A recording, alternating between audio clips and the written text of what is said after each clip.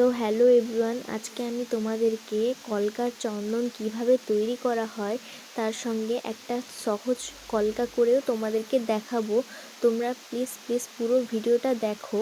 এবং আমি এই চন্দনটা তৈরি করতে সাদা রং, তার সঙ্গে একটু খড়ের হলুদ এবং আপনারা চাইলেন একটু হলুদ রঙও দিতে পারেন। আমি এখানে হলুদ রঙটা দিয়ে ভালো করে মিক্স করে চন্দনের কালারটা করেছি এবং হাতেও একটু ট্রাই করে দেখে নিয়েছি।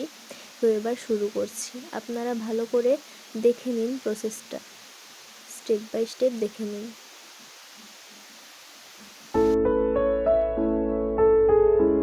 আর হ্যাঁ, আমি এই কলকাটা করছি 0 নম্বর ব্রাশের এবং এই ব্রাশটার নাম হলো গ্রিপেক্স আর্টিস্ট ব্রাশ। আপনারা চাইলেন এই ব্রাশটা ইউজ করতে পারেন, এটা খুবই সূক্ষ্ম এবং ভালোই কলকা হয় এই ব্রাশটায়।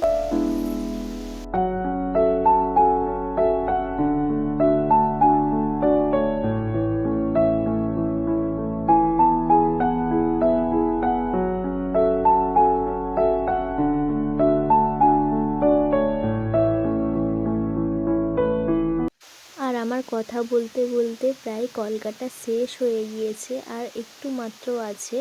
আপনারা এই রকম স্টেপ বাই স্টেপ কলকাটা করে নেবেন, এটা খুবই সহজ কলকা।